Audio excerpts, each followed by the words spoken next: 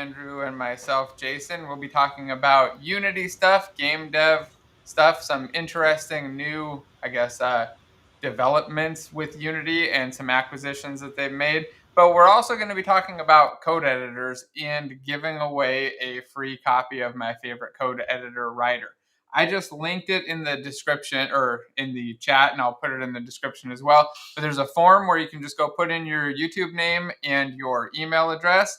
Just drop those in, and if you win, I'll send you the email. But what we're going to do is just take the usernames that are there. We'll pick one at random, probably using Writer. If I can write up a little bit of code to just randomly pick one while we're live, we'll do that and pick a random user there to get a free license of again, my favorite code editor that I've been recommending all the time. And we're going to continue to do this too. We're going to be doing some writer giveaways, I think, relatively regularly, and maybe even some more stuff. So make sure you kind of hang around for that. We'll do that giveaway around the end.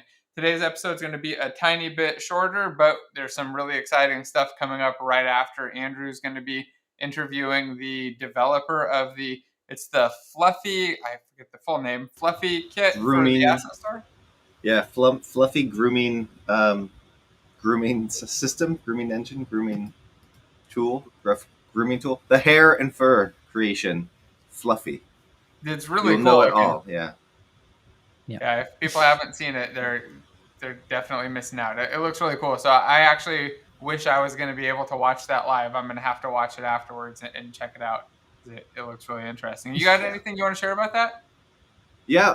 So I'm gonna be talking to Daniel Zeller, the publisher of that, asking him some questions, figuring out why he did it, where he comes from, and all this other stuff. It's his first asset on the asset store.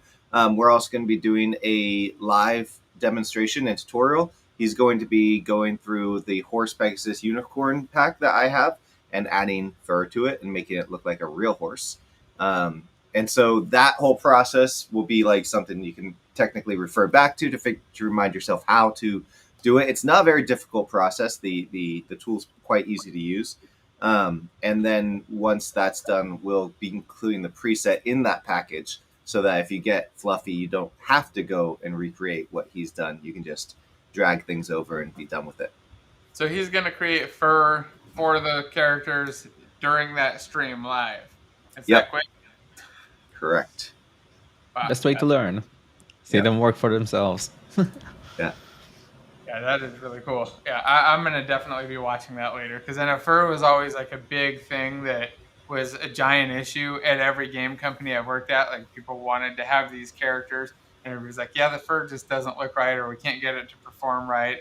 And we'd always end up just cutting it. Like every time characters that were furry would end up either getting cut or just being like marginalized and kind of looking bad because there's just too much resources. So I think this is really cool. I actually did not create the horse until I saw that Fluffy was coming. I first heard about Fluffy, I think back in March or April, and I talked to Daniel then, and he showed a preview with the Minotaur pack, which he uses on his package page as well, and it looked great. So I suddenly was like, shoot, when this comes out, fur will be a thing. So we made the horse. We now have a dog/wolf coming as well. Anything with fur now is on the table. So it opens up a world of opportunities. And you mentioned actually something very interesting right now. You said it's coming out. You saw it in March. Where did you find it? Gosh, I actually don't remember with chicken and the egg here, but I think some people at work were talking about it and linked me to a Twitter.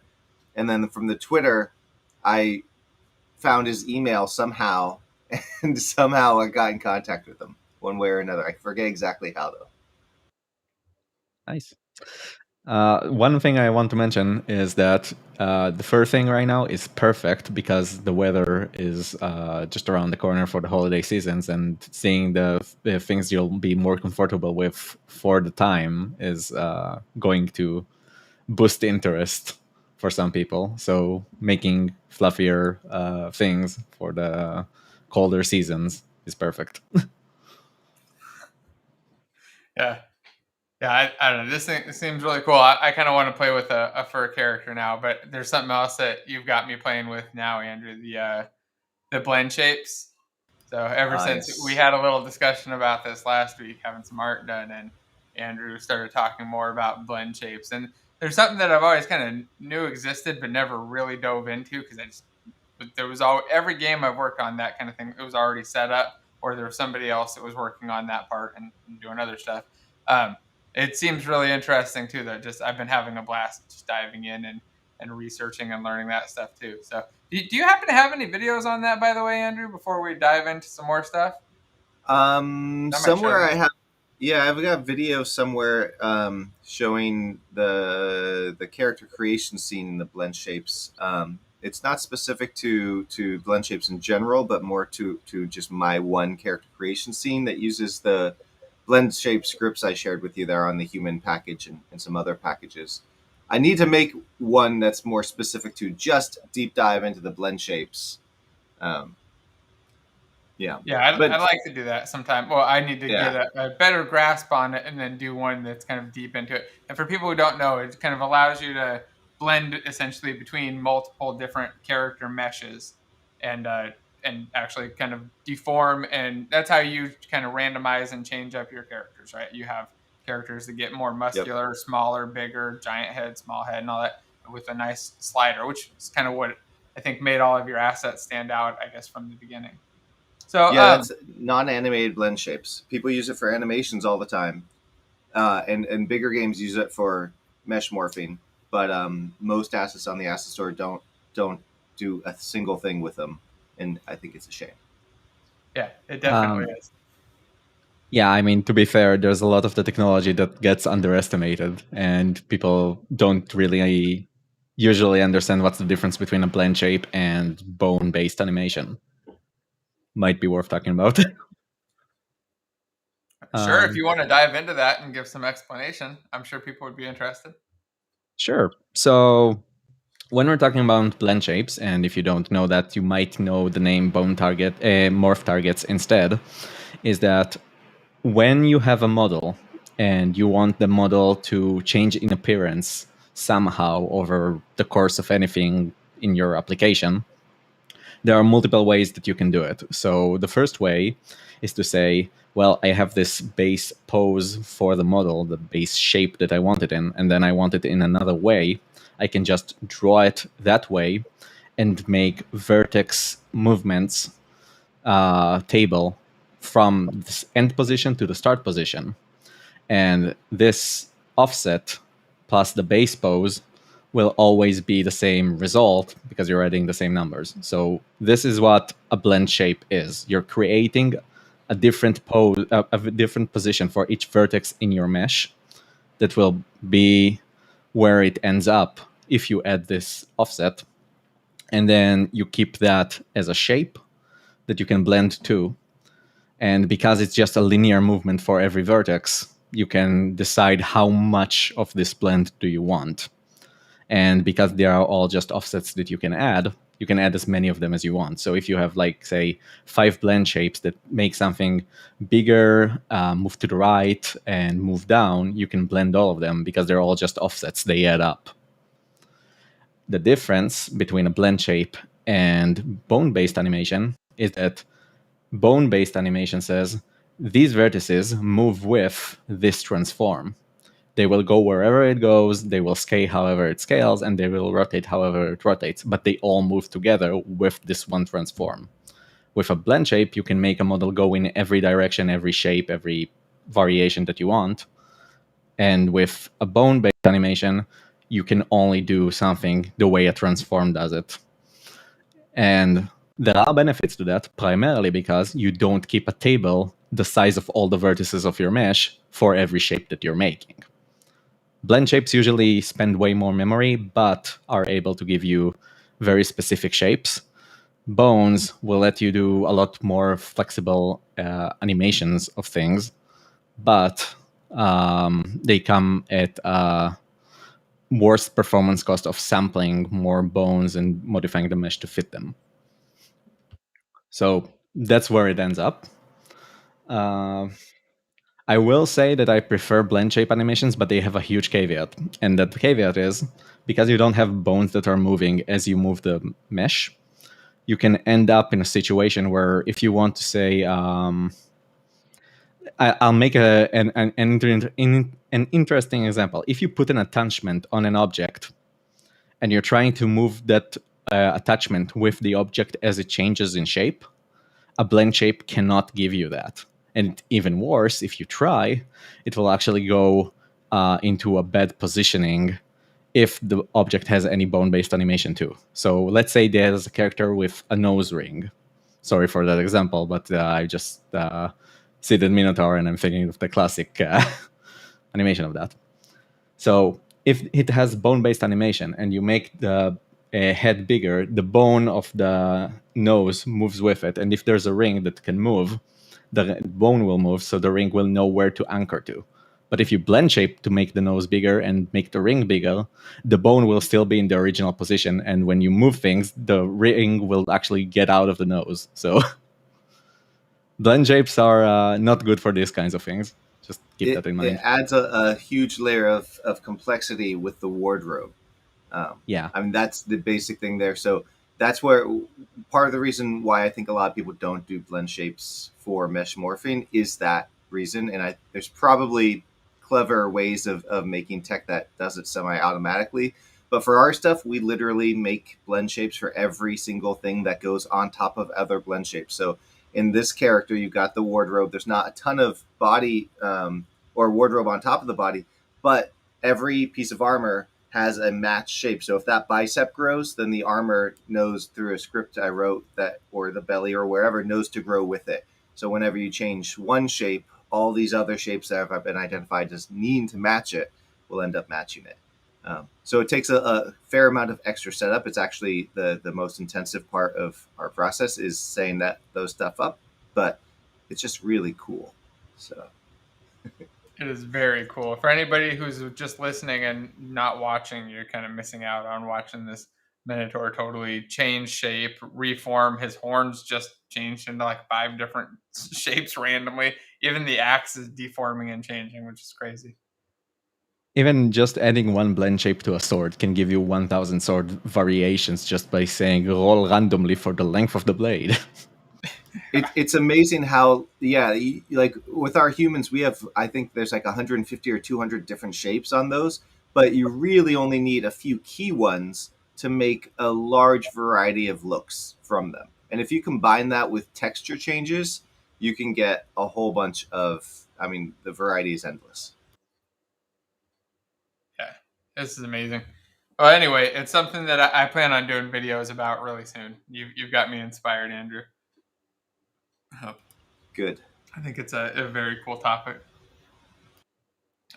So I wanted to, I guess, before we go on to the next thing, just remind everybody that we've got a free copy of Jetbrains Writer to give away to somebody live in chat.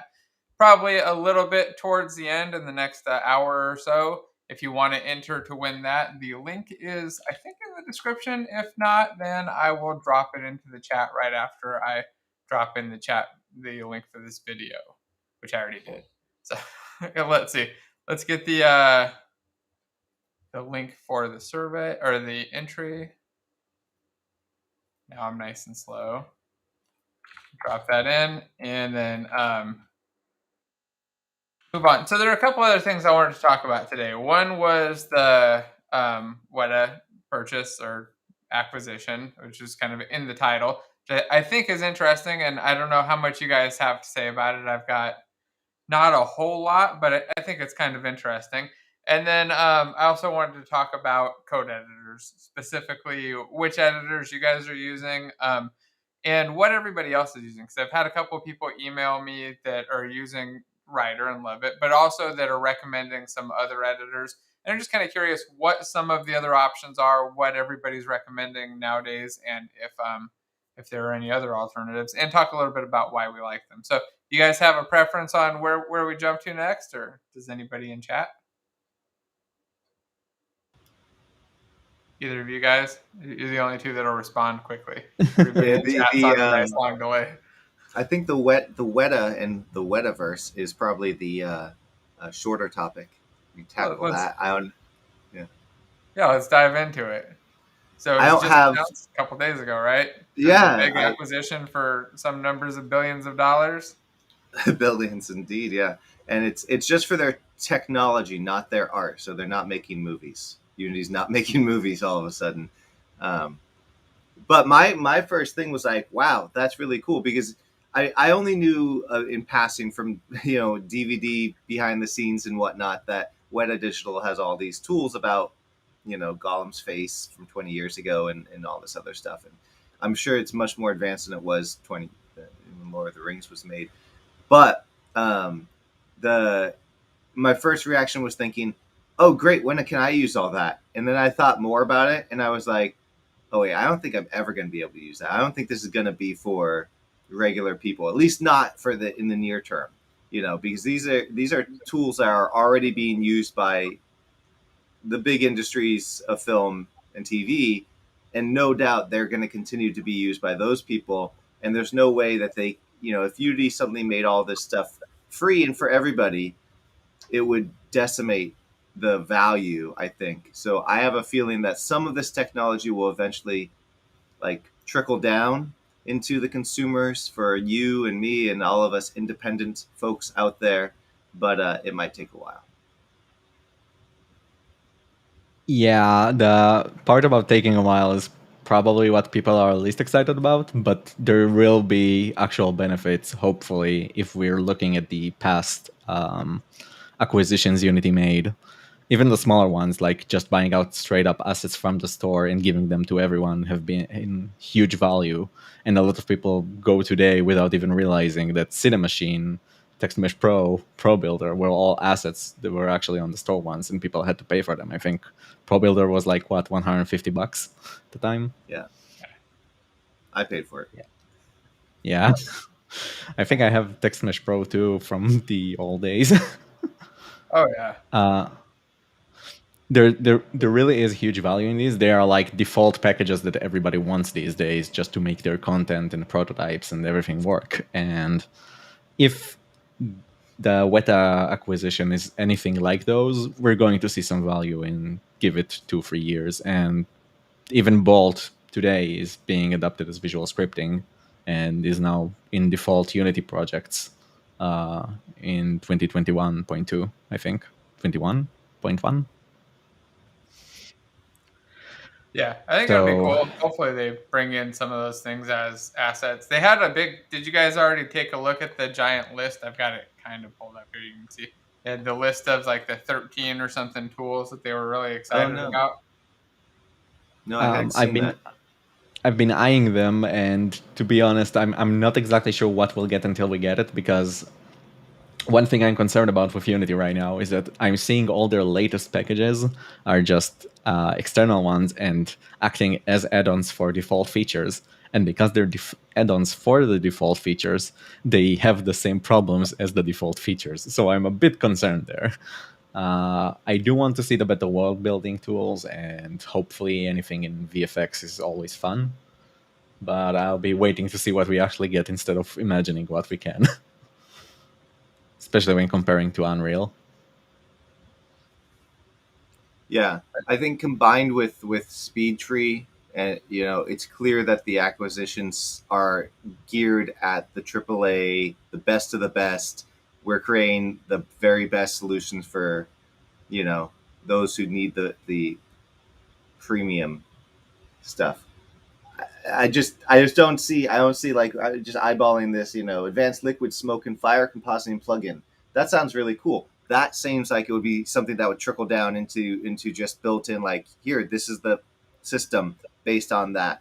But there would still be some premium tier that is even better or something. I'm not sure. Maybe it just, I have no idea. Maybe it all ends up being cloud services and stuff. Where, yes, you can do a runtime version through the shader graph that now brings in this Eddy tool. But if you want, offline rendering and who knows what other buzzwords there are, then you have to pay for the monthly, cloud fees for it. And I mean, if we're being honest, anytime there's a free version of a tool, somebody's going to try and deliver value and make something paid out of that free version.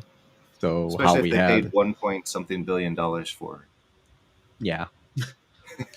Yeah, I'm sure there's some plan there to monetize it, but I think it seems really interesting. I mean, the stuff that they show just looks amazing. So if we get access to that, even if, like you said, it's some sort of like cloud tech where you can pay for the service over time, because who knows, that could be useful. I don't know. It's not the kind of thing that I generally work in, though, like super high quality, like realistic stuff. So it'd be interesting to see what everybody else thinks who actually does that kind of work regularly. All right. Oh, we got a new member. Welcome, Martin. Look at that. I didn't know that memberships show up when people sign up. Well, welcome, Martin, and thanks for joining. Also, everybody watching, make sure that if you're still with us live, you sign up and try to win the free copy of Writer that we'll be giving away later on today. Oh, you're right. You said there was a question we should pop up. Let's do it. That is a good question. I like that question. It's interesting. This one right here? Yep. Yeah. So it says, if Unity gets more popular for film production because of Weta, could that open up opportunities for Unity programmers? Or is there little room for programmers in video production? That's a really good question. I see why you pointed it out. So did you have some thoughts on that? And thanks for the question, Mr. Bubbles. Yeah, I do have quite a lot of thoughts on it, but the short answer is yes, it's going to create opportunities, because that's a job that somebody's going to say, well, this still can be better. Can we have someone who helps us make something specific for our project with whatever tool that is going on? Like, even with Unity, someone said, well, we need terrain. Can somebody write a terrain system? And then we need to make the terrain faster to author. So can someone make something for that? And now we have Gaia on the store, which is like $150 and has a bunch of add-ons and microsplat and all the other things. There are always room. There is always room for improvements, and there is always room for making a unique tool to speed up one team's authoring speed. And even not just authoring, just straight up adding new features based on existing features. I think. So, yeah, go ahead. Yeah, I was with the. If you can use these tools in games and you get good at that, why can't you use the same tools in films and be good at that just out the gate? Whether the end result is something that someone plays with a controller or someone just sits back and experiences. Games are cinematic half the time anyways, just literally cinematics.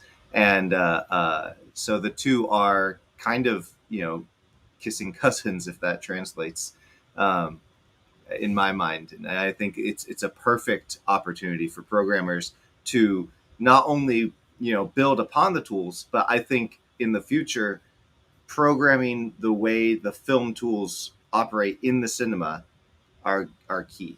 It's not just, click a few buttons. You probably have to do some coding today, I would imagine, with them.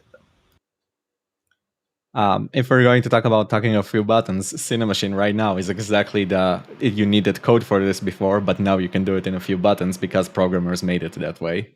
So there we go. It's very true. I remember the days of having to worry about camera controllers and trying to figure out how to make each different type of thing, and then fixing all the problems and it still being crappy. And now, yeah, you just send a machine, drop it in, and it works. They've got it figured out. Yeah, and not just the camera movement, but also the cutting and blending between two cameras is a huge thing in Cinemachine that people take way too much for granted. Oh, yeah. You just do instant cuts or lerps, and that was it.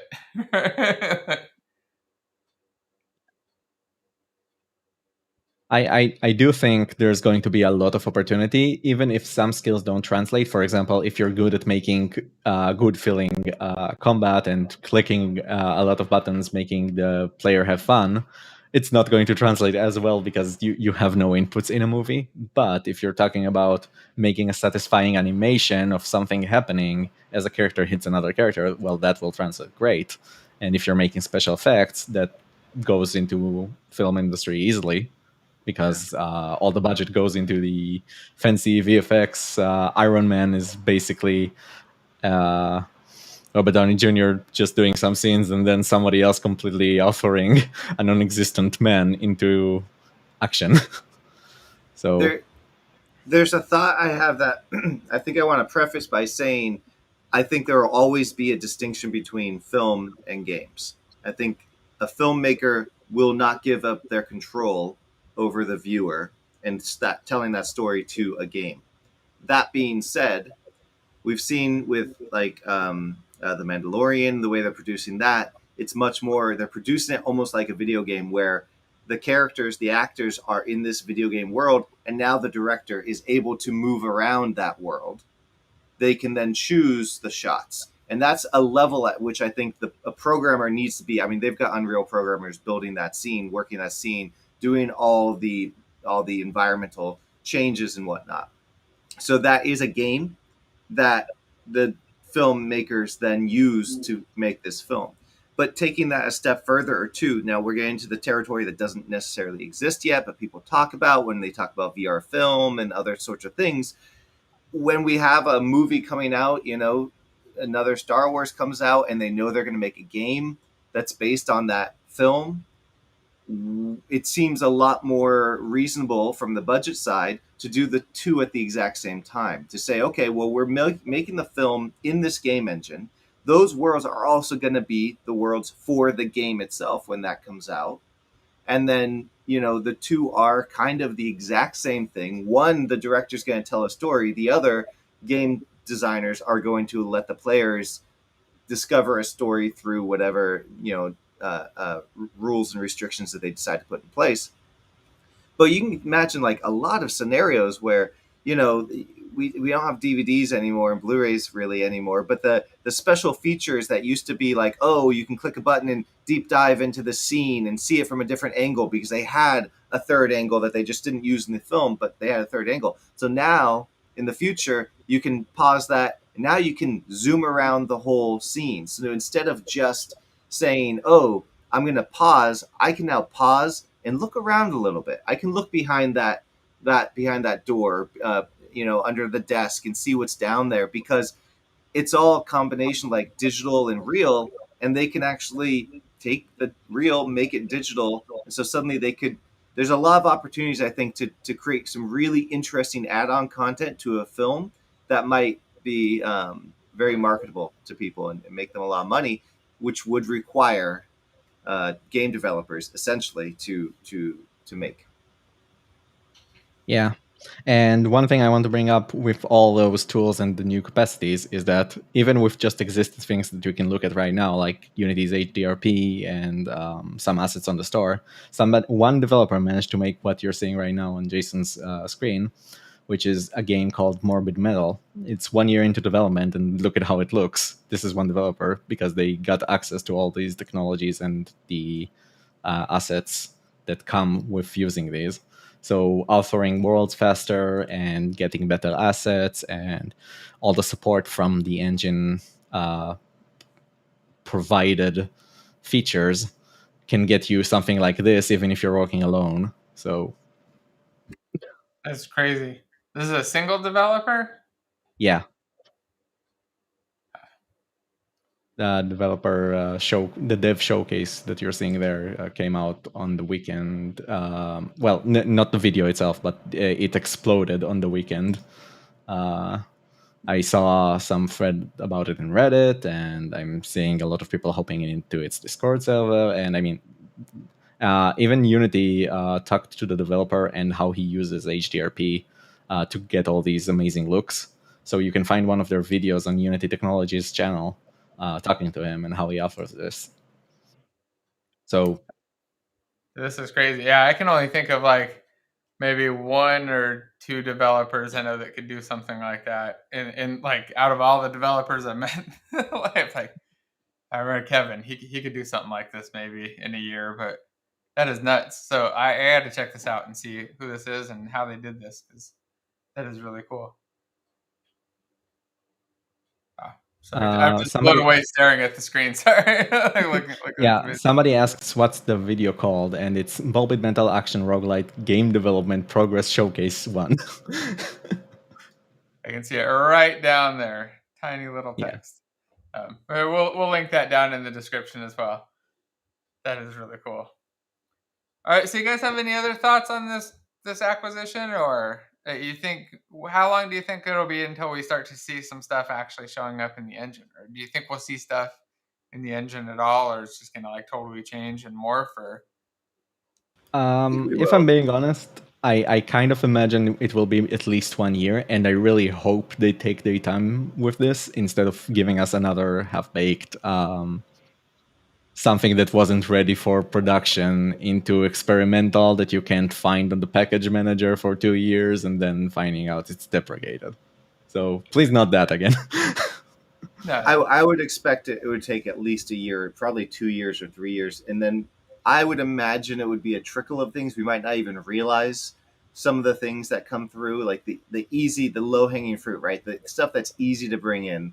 Like I mentioned, smoke and particles earlier. That seems like probably an easier thing to bring in than, character facial rigging with muscles and bones and, other things like that. So I would imagine we start seeing trickles of it, and we might not even know it.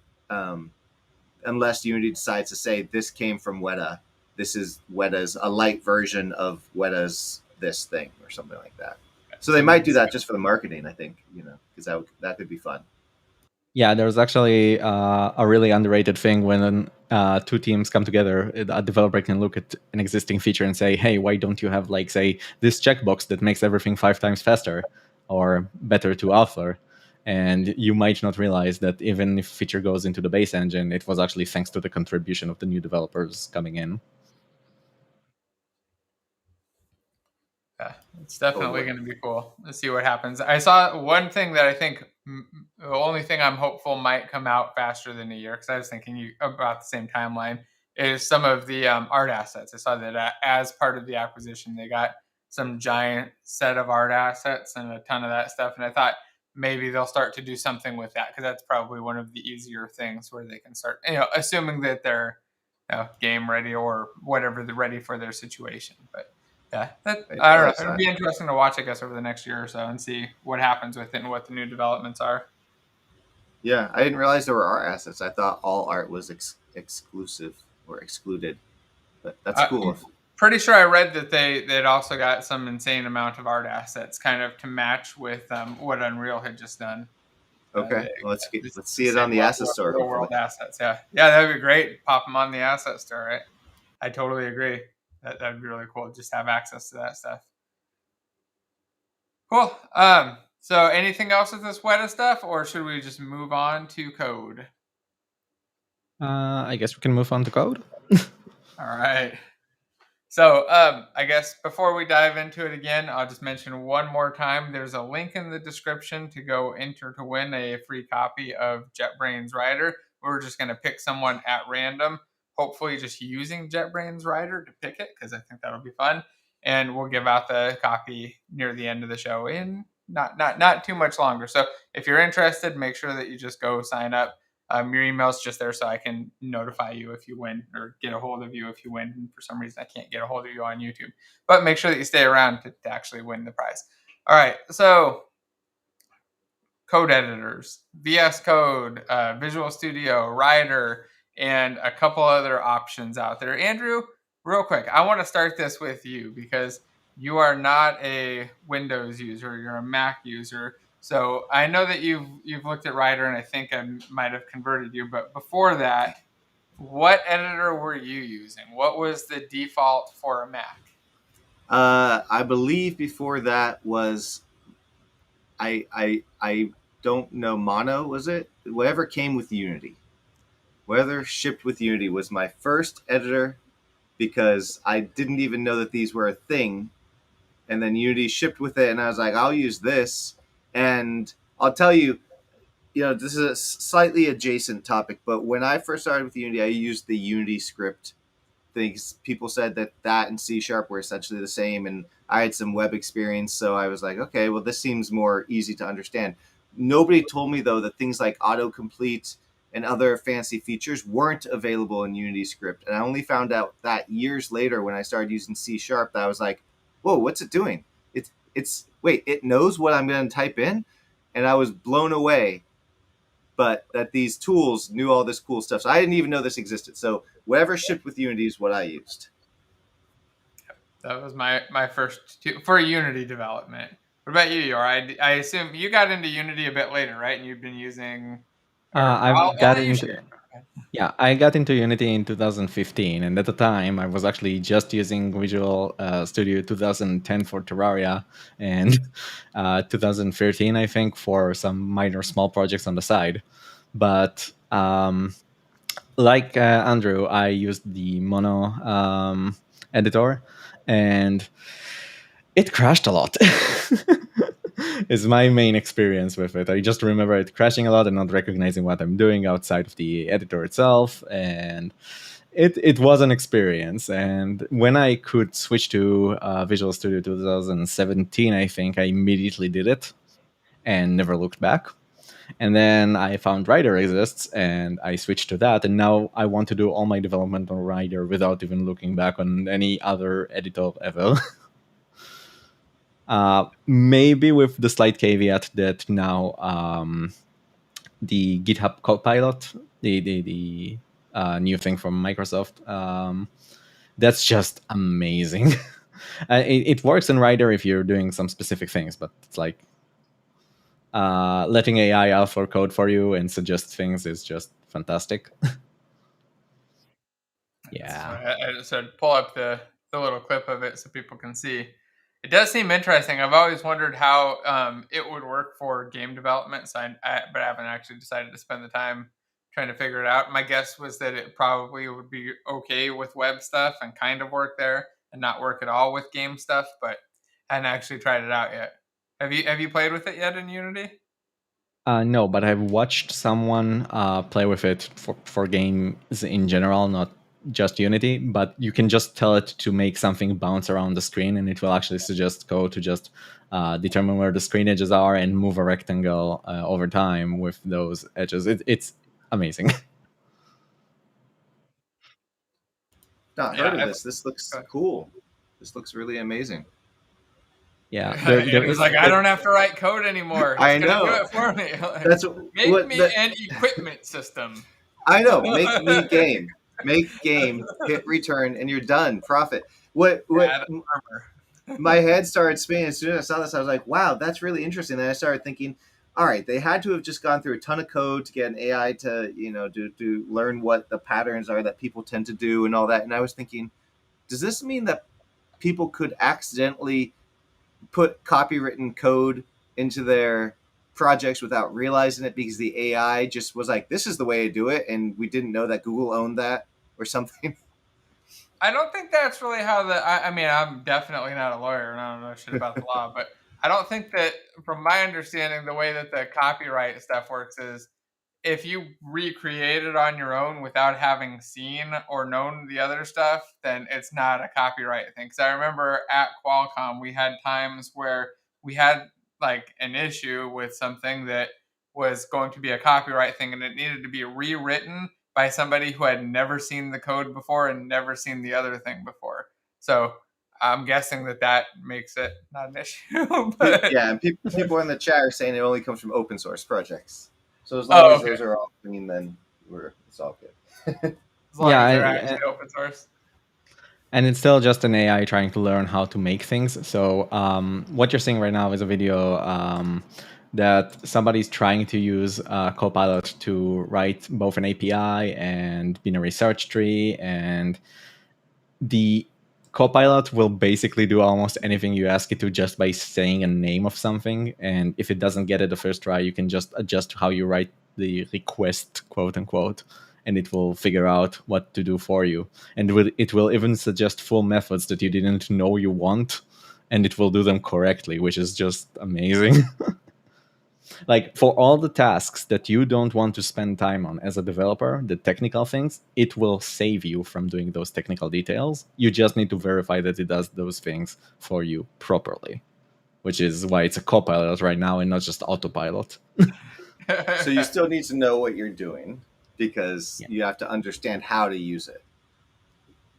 Yeah, it's more like you have to know what it's doing and determine if it's doing it right or not, and tell it if not. It will suggest. It can also suggest you like 1,000 variations of the same thing it thinks you want, and you can just choose.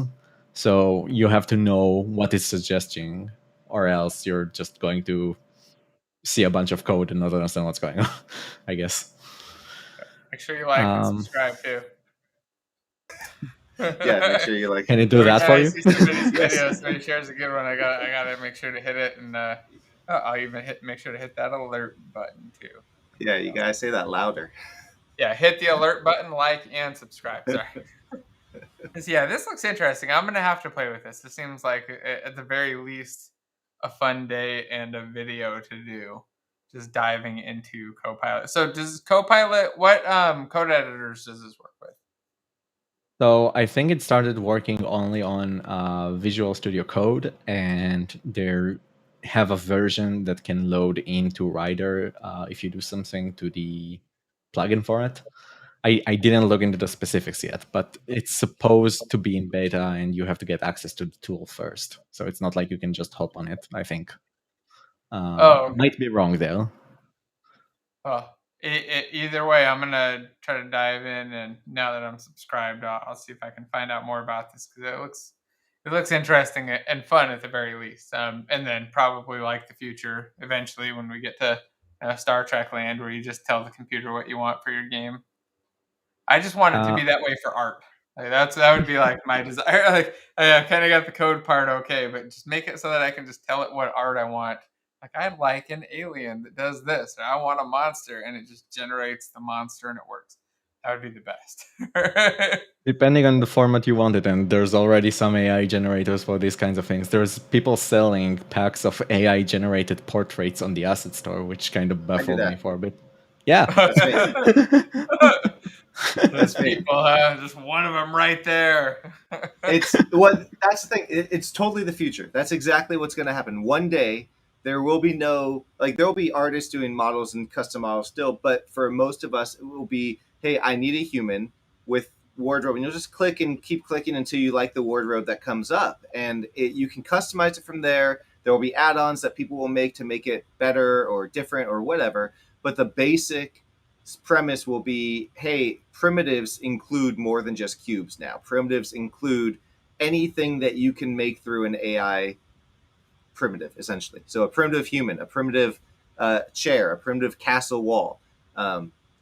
Most likely in shipped games, you're still going to want custom stuff that an artist makes. But for prototyping, what people use the asset store now, or they should be using it now for prototypes, just to quickly make a thing that looks cool. Even that project we were looking at earlier, the metal project, there's assets in there. I saw at least a couple stuff from the asset store in there, and do that and then make your game. So I think that's coming, where AI, give me a chair, give me a castle, give me a something, even particles, give me a flame, a fire, make it more red, make it bigger, make it smokier.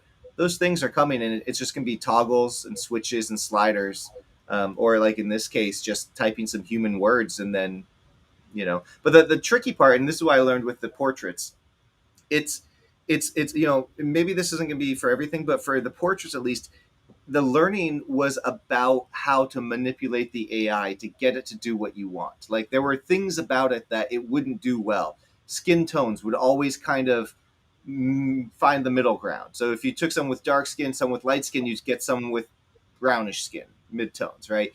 Age, same thing. Or like, hey, if you take a female source with lipstick, now every male has lipstick. And trying to get these middle grounds of figuring out how to manipulate it to get the result you want is the real challenge now. It's more of an art than a science of just natively understanding, intuitively understanding the AI, and then trying to manipulate its quirks to get the result that is better than a regular person who just goes in, clicks a few buttons, and says, I did it. Yeah, and if we're talking about that, there's also something that a lot of people fear, which is they're going to lose their job to an AI. Well, you're not going to lose your job. Your job is just going to change, because if you know how the AI works, you can be a specialist to get the AI to make better things and provide it better inputs and making it choose better outputs only. And just like Andrew said, if you know the AI, you can tweak things around, which somebody who doesn't know the AI won't be able to. Even if there are some exposed parameters, there are inherently different features you sometimes might want, like adding post-processing on what it makes, or etc. and that's where developers will still have a lot of opportunity. I think one of the other things people miss out on with that when they think that they're going to lose their job is that, and you're talking about their job changing. When it comes to something like this, if you're an artist and your job is normally to just build and draw art, and then AI can streamline and automate that for you, your job becomes to use that AI to make art and to become much more efficient at it. It's just like, I think of like the new substance painting stuff, the new, workflows that have been around for the last few years to make all of that dramatically easier. You could go back to what people were doing 15 years ago, but the job has changed, right? You use the latest technology to build things faster and they get things done a whole lot quicker. So it's going to be, I think, the same. My guess is that modeling would just be something that the tools that you use will be different, but it still requires, I think for me at least, the hard part in creating art and creating models is like visualizing what it should look like and like being able to see it when it's not there and see like how this thing should look and do it. And like if I could like do that, then I could obviously just manipulate the parts to put them into place. But I feel like that's the skill, and that skill is just going to translate into just different tools, right? Like making it. So I think, okay, I've got an idea. I'm going to make this, and I make it with these tools. So that was my thought. And then, go ahead. It opens up so many different avenues for a person. Like, yes, a traditional 3D modeler who spends their days making low poly chairs is going to be out of business. But that's probably okay because that person might not want to do that for the rest of their lives.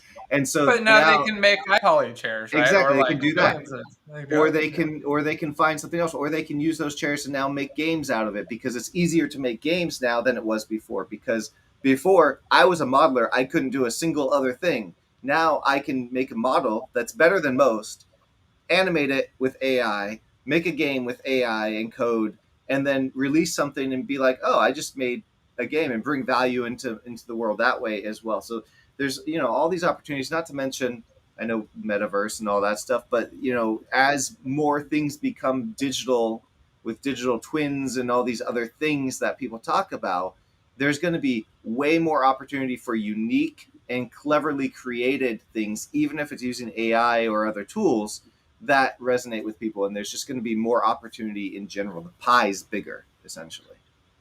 And if we're talking in the spirit of Jason's story here, it's all about delivering value in the end of the day for the developers. We are here to solve problems. This is why our code bases are called solutions. We are solving problems, and this is just another tool we can use to deliver value and make something with intent. Because when we're saying we want a street that's populated and looks pretty, we're not here to make all the small codes that optimize and make sure everything looks right at 60 FPS. We're here to deliver a street that looks pretty. And if we can do that faster, then more power to us. We can get it and move on instead of having to get stuck for 2 months trying to make the best debris painting system to make the floor a bit wet in the rain or whatever.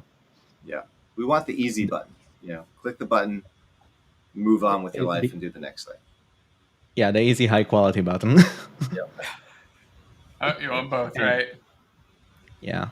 I mean, there is the difference. You're never going to get, the easier things are, the less high quality it likely will be for at least a period of time before they coalesce into what people can't really tell is not high quality, And in regarding the coalescing, what you're seeing on Jason's screen right now is the Replica Studios AI authored voice, which you can give it any sentence you want and choose the emotion, and it will play it for you, and you can put that into your games. And at first, if you just muffle a bit the quality of all the sounds in the game, you might not be able to recognize, hey, this voice is authored by AI. And Jason Story actually tried this on us once, and he made a full 1 minute clip of characters talking, and you could not tell which part was AI, which part was him, and which part was him in AI. So that was very interesting. Yeah. Yeah, have you used this thing at I, all, Andrew? I've used it a few times, and I really liked it. I thought it was a really cool tool, and I've shared it Yeah, a few times. But have you one of used it? my I do one of my modules in the game modules is called voice, and it uses it's you can use it with any audio clip really, but my intent was this is so easy to create prototype, at least prototype uh, audio to throw in your game. Because I was about to sit down and start recording myself saying, "Ouch, no, I can't hold that," and all these other things, so that I could have placeholder audio. And then this came out. I was like, "Holy shit, this is exactly what I needed." So I have some videos on it. They gave me like a whole referral code and everything, and it's great. And it's a small team in I think Australia, and but they're growing, and you can tell. I think they've been around for a while, but they decided somewhat recently to kind of dive into games more than anything else as their focus. Even though you could use it for audio books, you could use it for in their videos. They've got enterprise uses and industrial uses where you could put voices on robots because they have an API that lets you connect to their service and give you back the audio. And if you got a fast enough connection, you could essentially have a person talk to a robot and the robot process what they say, get a response, and then have that response spoken back. Which Like a real-time generation response? Yeah, and that's like really interesting stuff if coupled with a good voice processor and human language processor or whatever, you could get some really really interesting features in the real world. But for games, it's just so freaking obvious that you need to use this for prototyping. And in some cases, ship tile. Some of the voices sound robotic, but they're getting better, and I imagine that they're going to be growing better, faster, to the point where in a year or two, you won't know that this is AI. You just won't know at all. Yeah, as with I was everything, really, go ahead. as with everything, there's like the 80%, 20% rule, where the 20% of the work will get you 80% of the value. Now Yeah. they're just working on repeating this process to get closer to the 99.9% of a perfect result. And somebody mentioned wanting voice to voice. Well, this is an opportunity for you to make something like that and trying it Yeah. out. Or I bet there's already some tools for that. Also, in games, you don't always need the most natural sounding voice. One of the things that really stood out to me with Hades, they talk about their sound design and processes. And one of the things they did was amplifying and adding reverb and other things to a voice that's getting played. There's like this specific one character called Chaos, and they just apply a ton of post-processing on the voice as he talks. And it doesn't sound humane. And because you're getting something not from a human, you can still make it sound pretty okay if you're not trying to sound humane. This is one thing that will often get looked past. Because the reason we have stylized games, apart from stylistic choice, some developers will choose those because they are easier to make non-natural things in. Because when you're subscribing to the notion that you're making something based on nature, people are going to judge you based on how nature does it. And if you don't have to follow those rules, they can't tell you that you're wrong. They won't even feel that something is wrong because they know this isn't supposed to be nature. Yeah. I can't wait for games to come out that use this kind of technology to where the NPCs no longer have specific scripts, but rather the language is created and you as a player can say to an AI, "Hey, what'd you do this morning?" And the AI will respond and actually tell you kind of what they did this morning, even though they're just an NPC and they've been saying there all day, waiting for you to come around. Yeah. This actually brings up an interesting topic. Did any of you ever play AI Dungeon? No. No. So that's a site that has an AI dungeon mastering your Dungeons and Dragons adventure, and you can give it a context of how your story goes, and it will make AI generated responses to anything that you make as a player. So it will decide what events are going and what you're doing, and you actually write the sentences of what you want to do instead of playing by any specific rules. So it's just a total adventure where people are talking to each other, and the AI is acting as one of them, and he's directing the adventure. It's not the best, and it will lose some memory of what's going on, and it will just make up things that have no value in the context that you've been playing up to now after it forgets some facts. But for many, it's just a hilarious, good experience. And some might actually get good value out of it, like touching scenes, because it's been reading a lot. It's been given a lot of information about actual stories, so it knows how to somewhat construct a narrative. It's really interesting. More of the AI stuff. It's just like taking over everything, taking over my code writing, the narrative Taking and the over your story friends. writing and the art generation. Yeah, we literally like hit all three, right? It's going to take every game dev job, all replaced by AI and bots.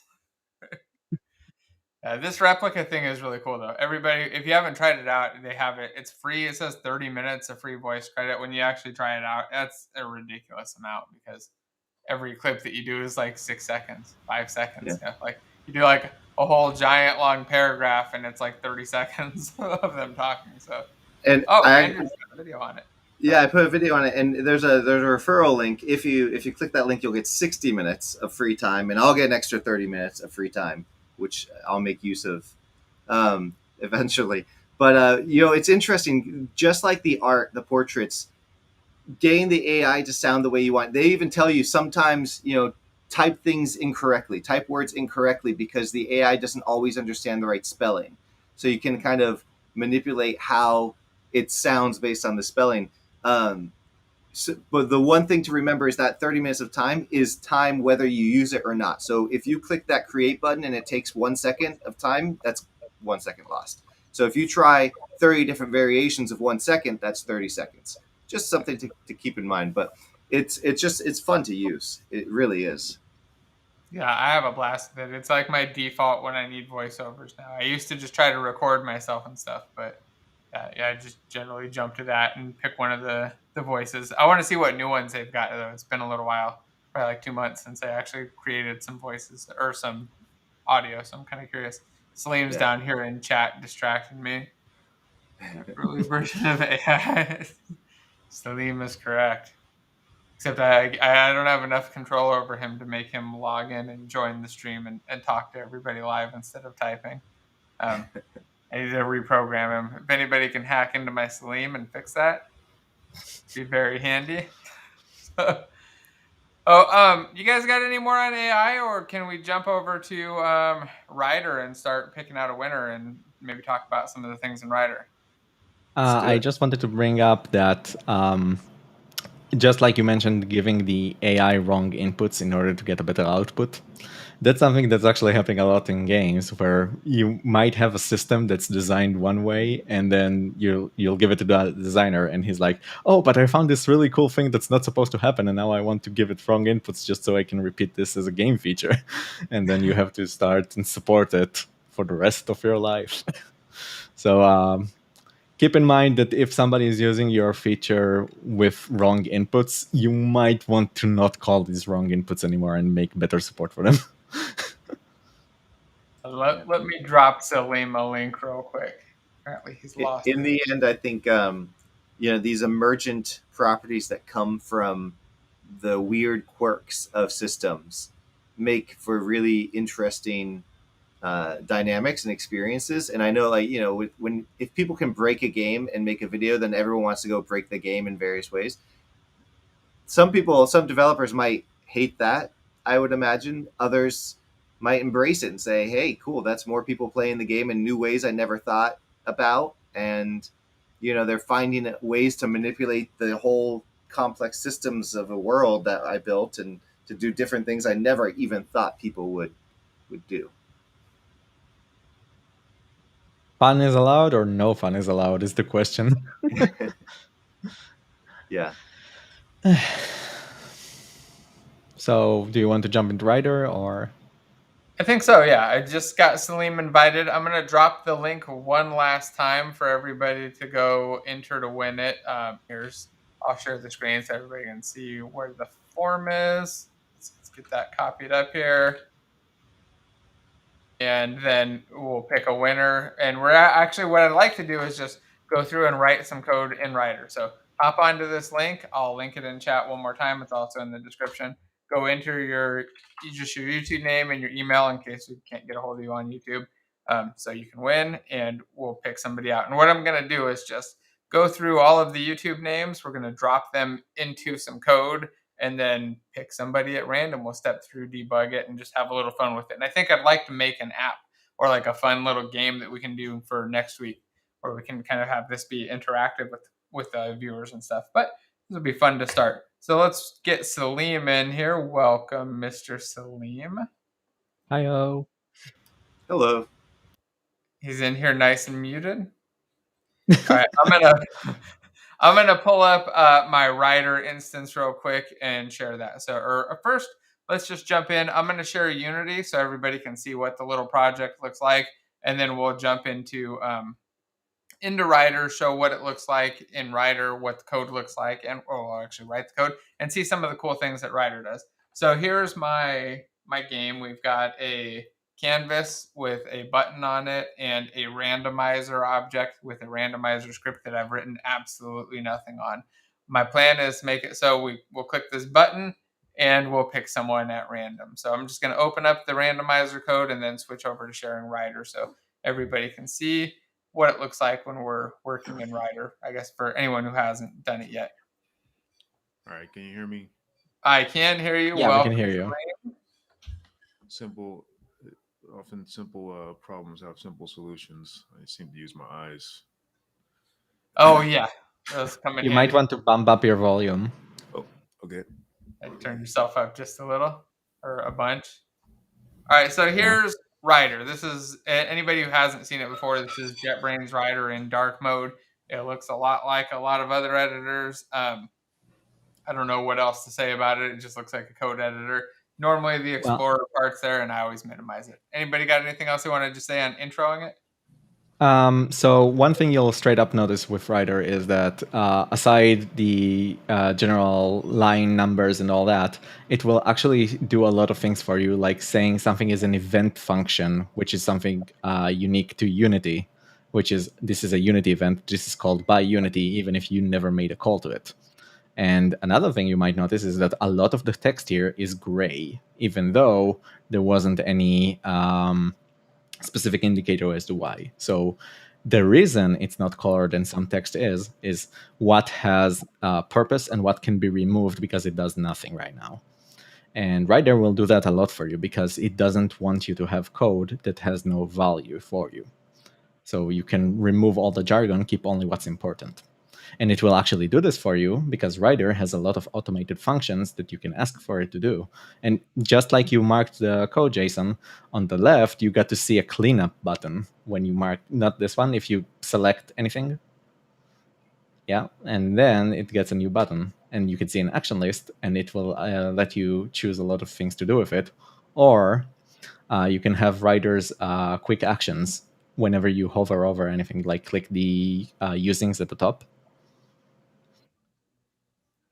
One of the non-used, just put the cursor on it, and then the lamp.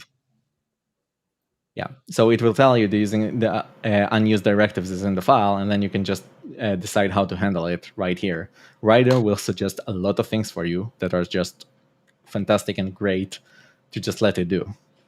Even if we're just talking about inspecting the code right now, it will even tell you the Unity asset usages in case you're looking at the top. Which is funny because it says there are no asset usages, but it's still in the scene. Did you save the scene? I don't think I did save the scene yet, no. Yeah, That's so it has no way to figure it out just yet. But it's interesting that you have that in case you're concerned that one script is like, where is this even used? I could just delete this. Well, no, now it can tell you you have 4 usages of it in this one scene that you forgot existed 5 years ago. All right, and now we've got one asset usage. I just saved the scene, and you can see it now. Pops up, even says what scene it's in. Yeah, and you can even click it to see the object straight up in Unity. Yeah, I would pop over and show that, but then I got to switch which window I'm sharing again. But yes, it does go select it and even pops up the usages window that shows all of the usages of that class, which is really cool. Yeah. What else should we show in here before we start writing code? Give everybody another second to enter. You're almost out of time, though. If you want to enter to win, now's your last chance. So if you look at the top right, Rider comes with all the expected features of attaching to the Unity debugger and showing you errors in the solution. And it will even check code that's not yours generally to warn you about specific things. You can toggle off all these warnings. It's not going to nag you forever, but there's a lot of useful information in there. And if you click the LL/solutions thing on the right column, This one right here? Yeah. So you have a bunch of options to filter things, and you can restart analysis like Jason was about to do here, which will let you check your entire project again in case anything wasn't detected right the first time. And double-clicking any of this will obviously go to where they are, which it's a feature that's expected in most with most IDEs today, but in case yours doesn't, well, here it is. One other thing that's not covered here, but I probably should mention, if you are concerned about not being able to make shaders with Rider, it actually has better shader IntelliSense than most other editors that you'll find. So it's fantastic for that as well. Wouldn't help me much because I'm still terrible at writing shaders, but it is definitely handy. The other thing I really liked was the unit test runner in here. It's really handy and easy to use if you're writing unit tests for your game or your projects. So are you guys ready to start just writing a little bit of code? So we'll just get a list of people or a collection of people, and then we'll pick one at random, step through, and show the debugging or something. So I'm thinking since neither one of these are used, I could just delete them. Sure. So the first thing you probably want to do is talk about the intent. So what we want to do is pull a list of text. And do you know in what format are you getting that text? We are going, so for the list of text, what I'm going to do is make a public, let's make it a list of strings, and we'll call this names, and we'll initialize it to a new list of strings. And then I am going to fill it by pasting in the names here, like Jason, Salim. I don't know if you paid attention, but you actually auto-allowed Rider to add the usings without even paying attention. That is true. That's one of the things I've taken for granted. Like I type, and if the thing isn't there, it just auto adds it for me. And it's kind of, I don't have to remember to go in there or go type it or hit the button to do it. That's a very handy. But, I totally forgot. Yeah. Go ahead. You do need to watch out, though. Sometimes it will add things like preview or experimental that you didn't realize it added because you typed the wrong thing. And then you upgrade your project to a new Unity build, and all of a sudden it's like, your scripts don't work. It's like, what? Wait, why am I using some experimental thing? I'm not using that. But Rider just added it when you typed something wrong and you didn't realize. They didn't unadd it later. So another thing you probably want to do is make a start method to put all your code in before we even talk about the members. And you just added... I wanted to show Andrew's exact issue there. So you type in image and you hit Alt Enter and add, and you don't pay attention, you can definitely add in the wrong one if there's not already a namespace there for it. So this has got the Visual Studio Editor version of the image instead of the one that we want, which is UnityEngine.ui. So we don't actually need any of those, but I wanted to show it real quick. If we get used to it. Well, so actually, we might start method. Before that, let's just talk about offering content inside here, because I probably assume that you want to be able to copy and paste the list somewhere, and you don't have to do it straight in the code. You can actually do it in the Unity editor. So one thing Rider will do for you is, if you write SF, it will actually auto-suggest serialized field members for you immediately. And you can just click Enter now, and you can type the type that you want, and then tab to write the field name, and you have a serialized field ready in Unity for use. So you can make a string field here, and then you can paste your names into the Unity component, and you have a ready variable right now. I can, but that's an extra step I don't think I need. So I can just, I'm just going to paste the names in right here. with a block paste, so I can do it more in Writer and not switch. Only because I don't want to jump into Unity if possible. I want to minimize jumping in there because I have to switch sharing windows. Okay. Sorry. But if I were going to reuse this, I would definitely go that route. Yeah, so start method, let's go. Okay, so let's do a start. Do we even need a start, or should we just go with like a pick method? We can go with a pick method, but then you'll have to figure out where to call it. I've got a button to call it. I've got a little button that I can push. Yeah, okay. You want to add it as a Unity event action. Okay, got it. So make a public void, pick the winner. All right, we've got a new method here, and then we'll do the first test. It's just gonna be the 4 of us. It'll be our test run to make sure that our code works before we put in everybody's name. Yeah. So get everybody in here. And one thing you might want to explain to everyone is the pick the winner method has no calls right now, but we're going to make the Unity button class in the editor call this method. And this method is going to tell us who the winner. Yeah. So I'm going to go take my button. I'm going to do that right now off screen so that nobody can see it, and you guys will see it actually appear there as I drag it in. So I'm adding in the button there. I'm going to add in the method reference to the pick a winner, save the scene, jump back in, and now asset usage. Yeah, exactly. So this is another neat editor feature for Writer, is that even if you know the class is in use, you can know that all the methods are properly assigned. And one thing that a lot of developers will fall into is that they will make an entire giant system, and then they'll go into play mode and nothing happens, and they don't understand what's going on, even though all the code is correct. Turns out they never plugged it in. So this is another indicator that helps you.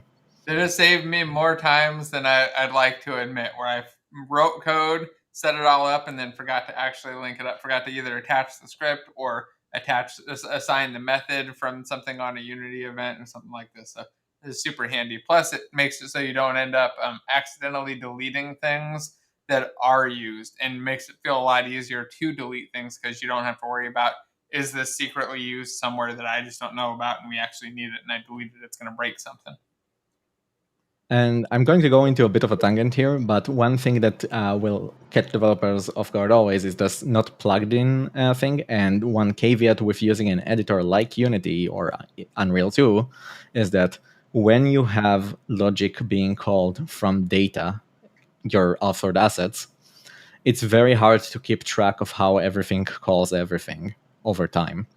And getting these things is crucial, because if you don't know why it's getting called sometimes and not getting called other times, this is the only indicator you'll have, and you don't get this in other IDEs right now. You want all your code to be traceable. Yeah, go ahead. Let's pick our winner index, and to do that, we'll just use something random, right? We need to first, I guess, pick show the length of a number of entries. So just do like an int entries equals, and here we can just use our names.count. And we don't necessarily need to make this into a variable, but just making it really explicit what we're doing. And then we'll pick a random winner. So just say int winner index equals random dot range, and we go from 0 to entries. Yeah. And then we just pick the winner. So say string winner name equals names at winner index. Relatively simple, right? And then that's the code, and then we can just log it. Debug.logs. Go ahead. Somebody pointed out that you should exclude duplicate entries. Now, they said get rid of anyone who had duplicate entries, but you could just also show how to make it unique, distinct. List, right? Yeah. Very good point. So say var name. Okay. How do you guys want to distinct this? Using the collection would be just fine, I think, because we are just enumerating. So names.distinct, and then to list, because let's do names. Okay. Oh yeah, to list. But we also want to make them on. We need to make them case insensitive too, so that uppercase and lowercase don't match. You could just names select to lower. So here, let's write a multi-line lambda statement or link statement. I think this is a great example of how link statements can come in handy. Dot select. Actually, so one thing we might want to do is to actually offer a new intermediate object that has both the name originally and the name in lowercase, so that when we pick the winner, we can actually show their name properly. Oh, okay. So we've got distinct. Yeah, so in the select, you can just do new and then a new anonymous object with an original name and lowercase name. And then you can make distinct based on the lower. Oh, okay. I see. Yeah. Or we can just skip that if that's simpler. I kind of want to do it and show it, but I might confuse people that are watching. I think about it because I don't know if people have seen that syntax before. I was a little bit worried people might get confused with some of the link here. Oh, maybe let's do it in the next one. I think in the next one, let's make a more complex, like advanced one. Some cool selector code. Ooh, we should do that as like a public thing that we share. All right, so now we've got our distinct names. I'm going to add in 2 JSONs just so that Jason can't beat Jason. We can make sure that our code is actually working there. And then we'll do some attaching and debugging. So let's go through the process of debugging this. Anybody want to jump in and just tell people how we're going to do it before I hit the buttons? So we talked about it before, but when you click the button in Unity, we're going to call the pick the winner method. So if we want to make sure that we can debug this and see what's happening in runtime, we have to actually set a breakpoint here somewhere. So pick any point and add a breakpoint. The earliest point would be best because that's where we can see everything going. Now we have to attach the Unity editor to this. So at the top right, you already. I always just hit F5. I've actually almost never hit this button because it gives me a pop-up and then allows me to choose the Unity editor instead of just going with the one that happened to open this writer instance. And F5 is just easier for me too because it's a hotkey. My hands are always on the keyboard. All right. So now we are attached to the Unity editor, and writer will listen to any line of code that's getting called, and it will pause it if we're hitting this breakpoint.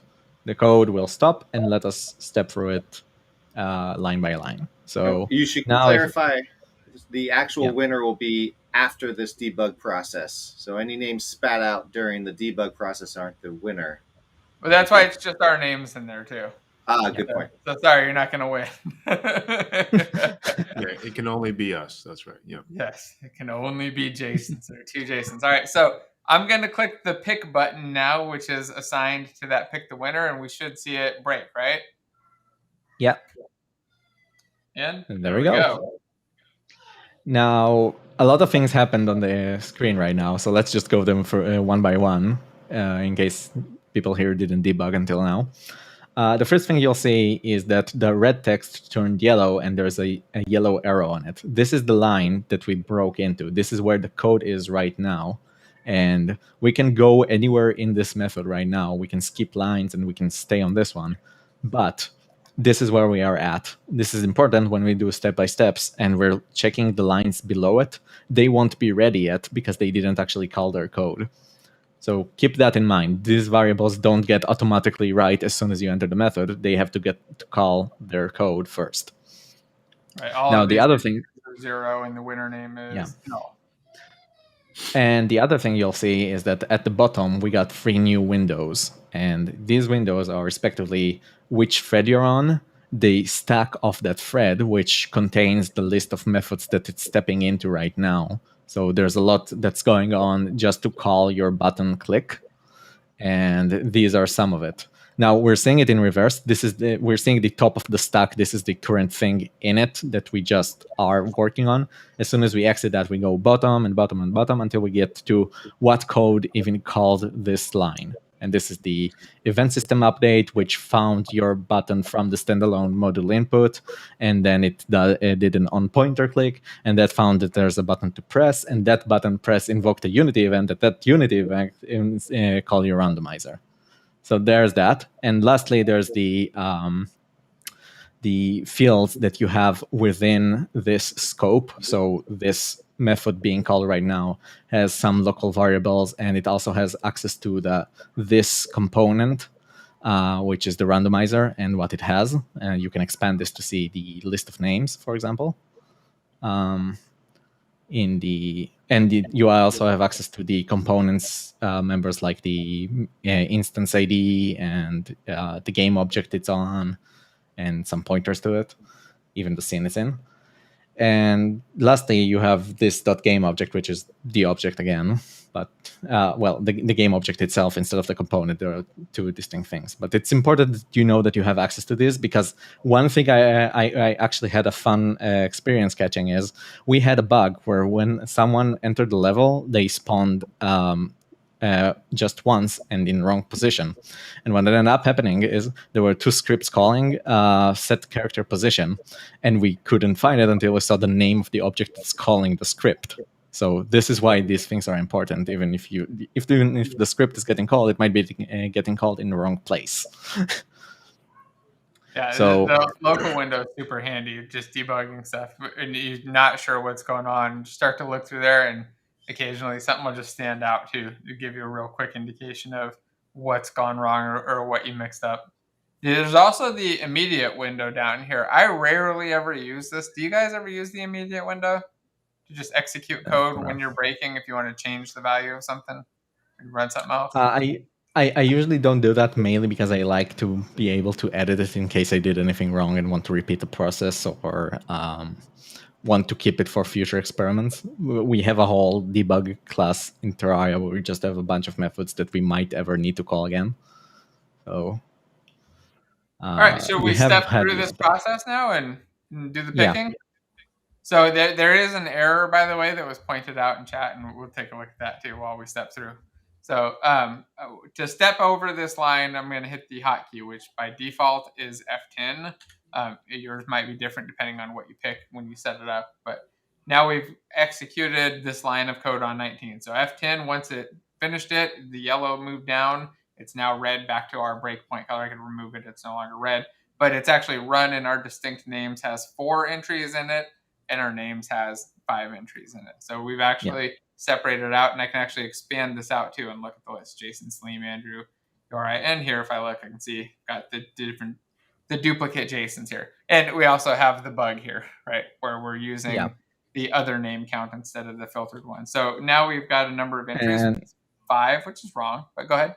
Yeah, and I just want to say we're going to hit an error here in a moment, because we got an index that's we're going to get an index that's potentially out of bounds for this. We got lucky. We got a 1. Yeah. So we didn't blow up. We had a 20% chance of blowing up there. So winner 1, which is going to be not the first person, but the second person, which is, let's see, who's that going to be? My guess. If we expand this out, it should be Salim. Salim, you're about to be the winner. So we should get your name as the winner, Salim, and we've got you. And then we log it out. All right, so it works other than our one bug. My name was also not properly capitalized. I just want to point that out, that you should fix that. That is a very good point. But we can't capitalize your name. I mean, you can just do there was a method for this. I'm blanking out. Live code editing, people. There we go. Now your name is fully capitalized. It's extremely important. We can add an exclamation. Can't go wrong.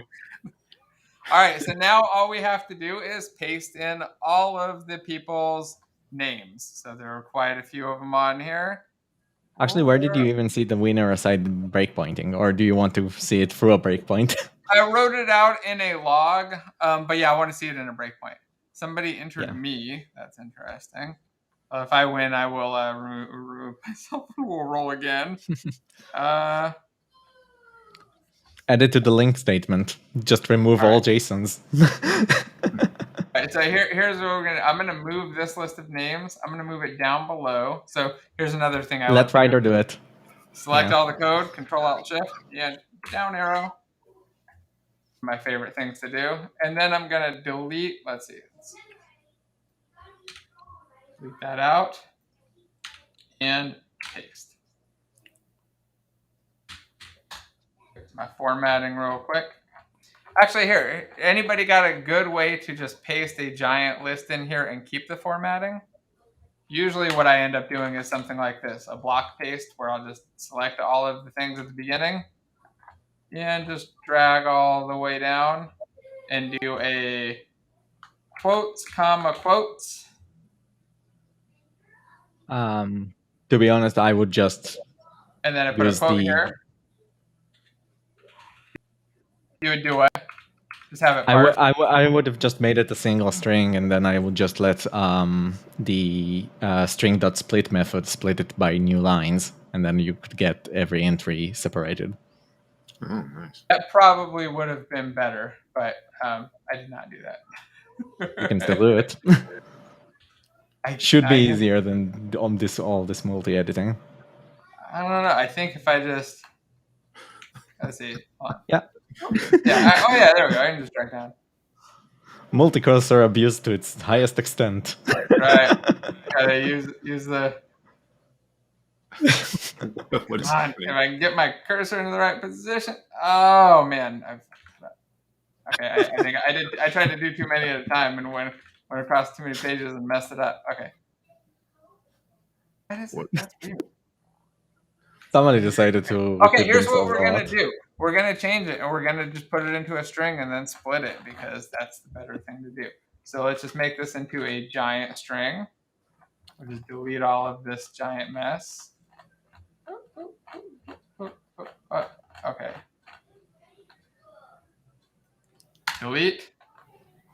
And we're gonna say string all names equals quotes. And you can actually save yourself from doing this and add an @ sign at the start of the screen of the string, so it will let it be a multi-line string.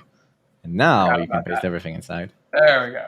Okay. Oh, Then names is going to be just initialized to that split. But first, we're going to create a list of test names too, so we can do one more test run. So we'll scroll up here, scroll up, scroll up, scroll up. We've got all of our names here, and then we'll do a string test names equals, and we'll do the same Jason, Laura, Andrew, and then we'll get our list of names here by saying names or var names equals, and here we can just split this. So we'll take our test names and split it. How do we split by a new line? Yeah. Well, you do the \n string, character. And you can also do \r if you are using different line endings. But that's one way to do it. You could also make a whole text parser and then let that handle the new lining, but it's beyond the scope of this video, I think. One thing I wanted to point out for quite a while now is that Rider is actually making lines over your ints and your strings because you started using var, and it likes you to be consistent. So it now says you can turn all of these into vars.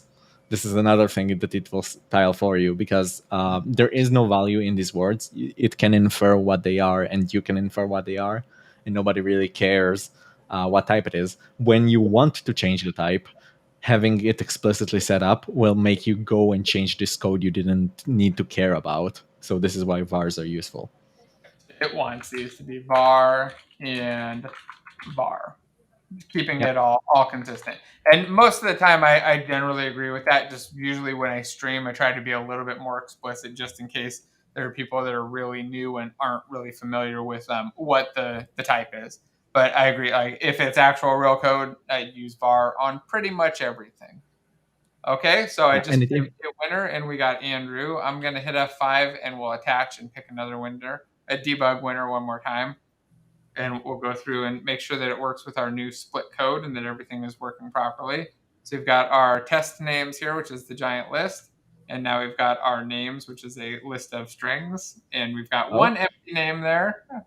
And we can see there's the new lines also being split by R. So we can just remove all the R's before we split the string, or we can do it. Well, you have to separate those, but yeah. We can probably just leave the R's in there because it's not gonna. We're just gonna pick a winner, and we've only got a few. Well, there was one entry that was just /R, so Yeah, got a blank one. As long as we don't pick winner 0. Let's see. Winner index is 2. The name is it's a capitalized Slim. You're welcome, Slim. I need kept /R.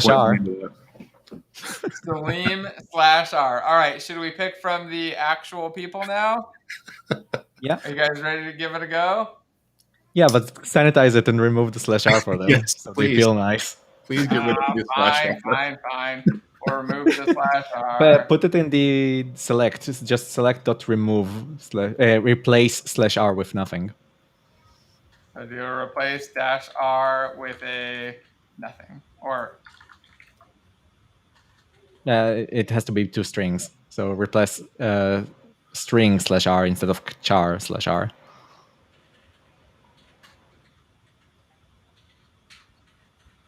There we go.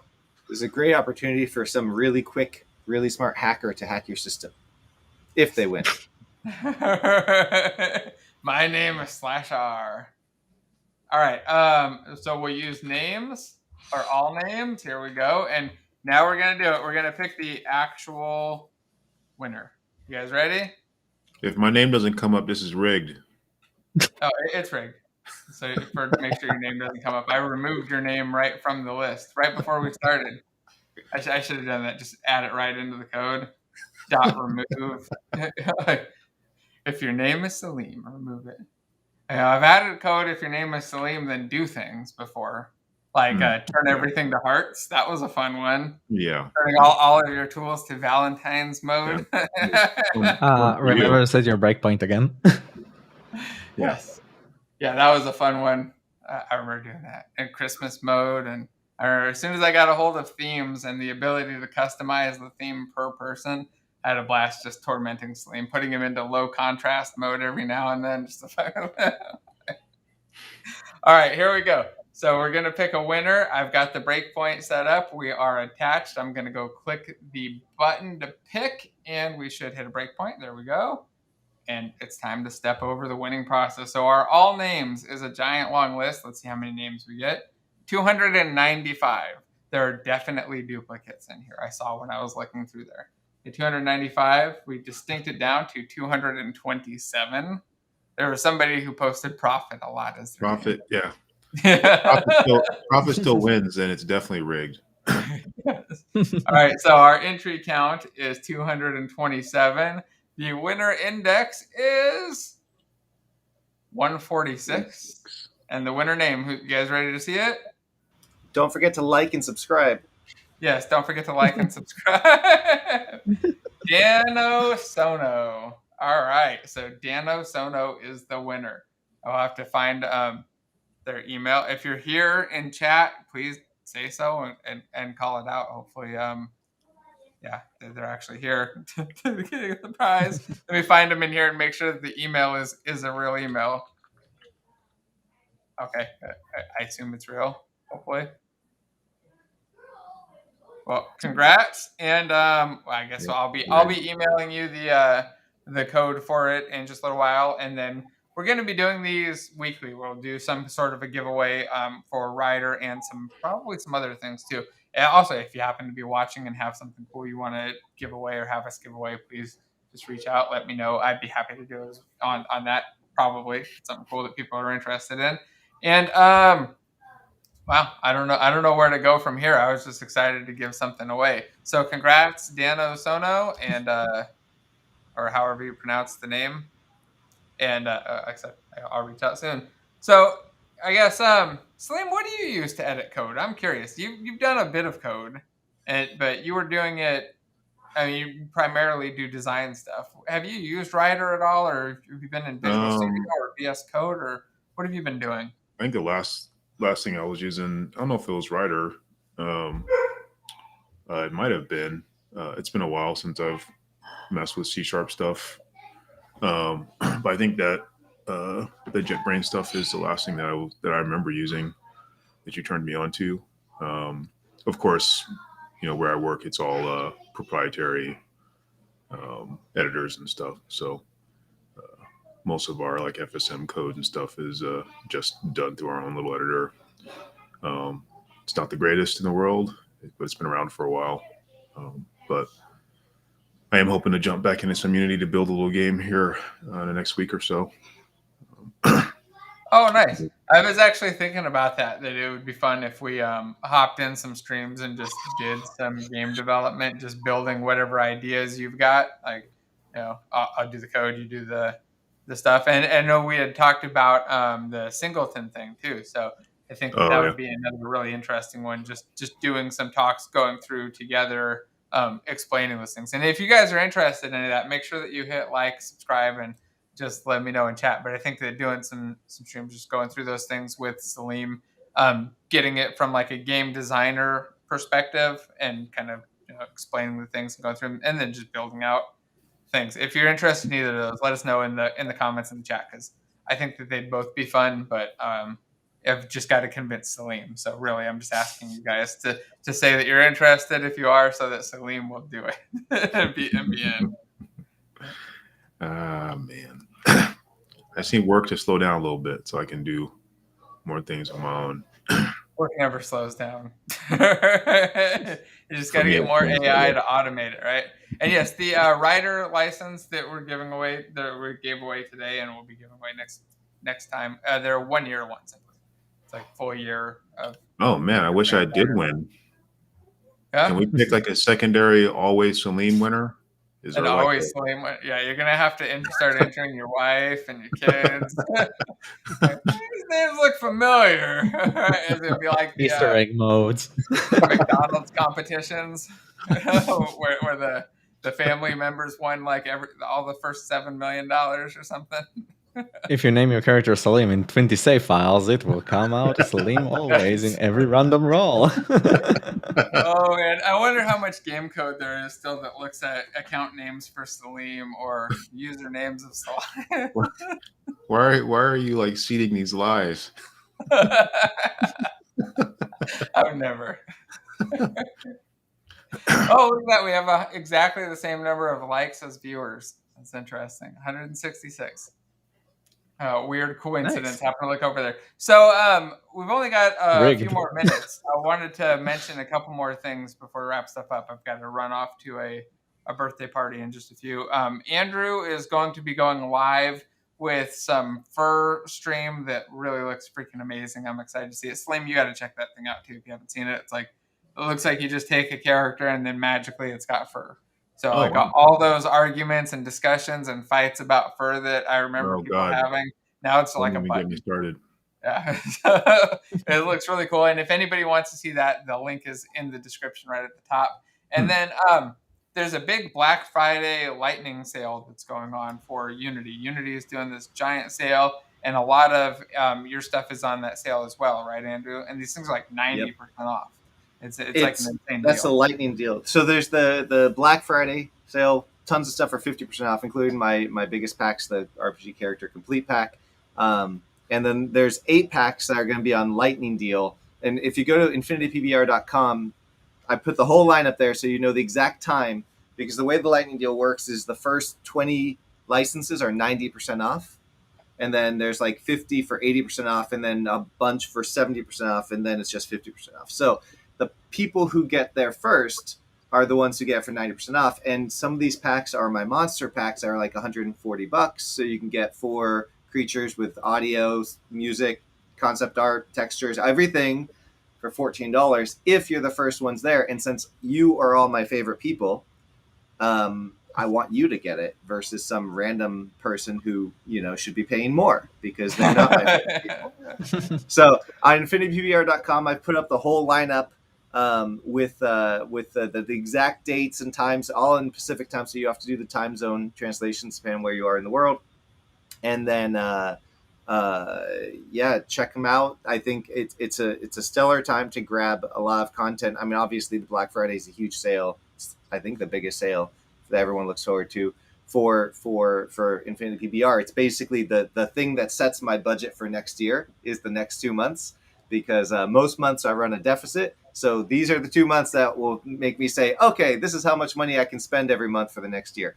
So this is the time to fill your library with Infinity PBR stuff if that's what you were thinking of. Or just, buy whatever you want and use my affiliate link. That'll help too. Yeah. But Yeah, I expect I'm going to buy a lot.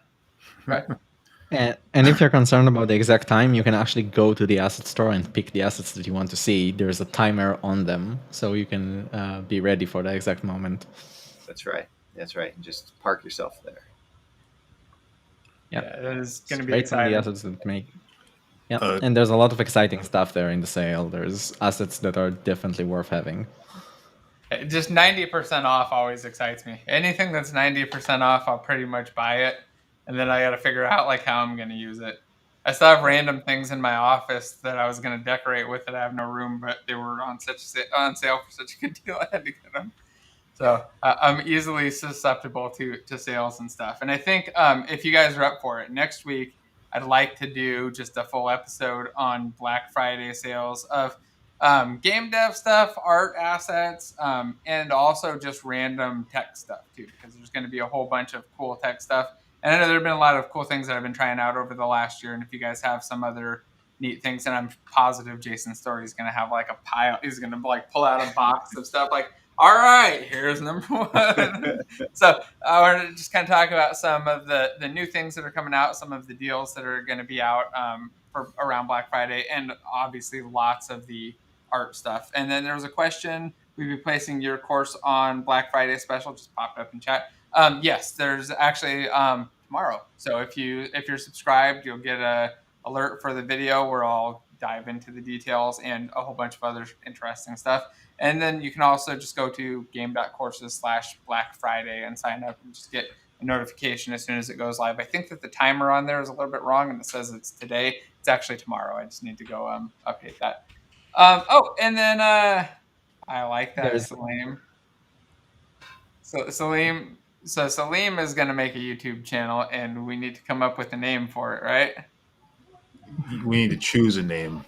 I think if we just leave it to come up with, there will be a lot of inappropriate names on the list. That sounds fun too. We can just use the random picker.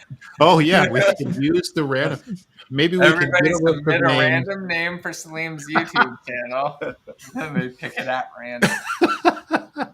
It just depends whether it's all caps or all lowercase. And we have to. This reminds me that there's one game on Steam that allowed its users to suggest achievement names, and the developer just straight up took the list and made it into a list of achievements. without getting so rid there of are any.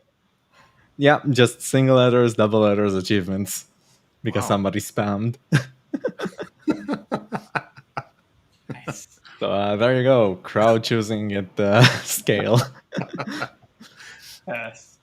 So yeah, what are the options now, Salim, for the channel name? So, Rants. I like that one. They're already popping up in chat. So the two ones were Bullet Trees or I Am Electric Guitar, which are both like from Mr. Story. And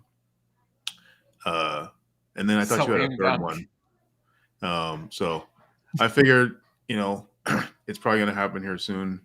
So I should have a name because every time I go to do it, I'm like, I don't know what to put in here. So I need some assistance. My new recommendation for people is just use your own name. As much as it's hard to like brand it and stuff, and it's just so much easier. I don't know, but I also hate naming things. I know that. So one thing I hate the most, like everything I have ever named is after somebody else or somebody's name reversed. I don't know how many NPCs are just people's names that I know backwards. I do like Salim/R. That's Salim/R. I mean, it only makes sense if you've seen this stream, but you can always give it sense, new meaning. Yeah. Game design. Yeah, I think if people are watching, if they watch this later, they should definitely just drop it down in a comment. Give us some names, and you got to come up with do something soon. So I've got to before next one. I got to get running in just a second. Like I said, I'm gonna head off to this birthday party. You guys got any last minute things? Go ahead. Yeah, for the next time, I'm not sure if I'll be able to show up because there's a Terraria update coming out real soon. But if we are, able to hang out, then yeah, let's go over the assets. Somebody already asked what assets I'm suggesting, and definitely anything Andrew makes, high quality. Other than that, I've seen that Animancer is on the list, and Animancer is just amazing for any programmer who doesn't like dealing with Mechanim. It just lets you completely ignore its existence and still have all your blend trees and smooth animation changing and all that. So there's that. Cool. All right, Andrew, you got anything else you wanted to share? Or Nope, just we send shared it all. everybody over to the stream? Yep. Definitely come over and show the fluffy dev some love and answer questions. If you have questions, we'll ask them the questions, get some answers. Yeah. I do want to say, if anybody does get to play the update over the weekend, then I hope you have a lot of fun, and I'll be sitting hotfixing it throughout. If anything happens, at least. My niece is a gigantic fan, so she says you're a god. So I'm sure she will be playing it. I bought Terraria for her, I don't know, like 3 or 4 months ago, and she's got like 600 hours or so in it, and she loves it. She adores the game. So I've always been a huge fan, and like, thank you for making such a fantastic product. So. Thank you for enjoying it. Good. My kids' friends were over here, and they all really loved it too. We were actually talking about Terraria while they were here. They don't usually get to talk to them, but they came over and chatted funny enough, they all liked. It was weird. Funny enough, Terraria came out around the time I was working on EQ Next, and like overnight, just the way that Terraria worked, it was almost in line with what we were thinking for Landmark / EQ Next. And like, I think like a week after it came out, I was tasked with basically like designing a inventory aid system and everything that seemed and worked like Terraria's setup. Like it was pretty influential for us at that point. So it goes again to how great I think Terraria is. So yeah, it's just a good game, man. It's a fantastic product. And so simple. I was still at school when it came out. Yeah, and it's like it just refines like basic things down to just the core fun of it all, and just like builds around it. It's just like it's all just simple things from an end user standpoint. Obviously, the things that go into it are certainly more complex, but just from a game design standpoint, presentation, simple, straightforward, and just fun. What more can you ask for from a game? Thank you.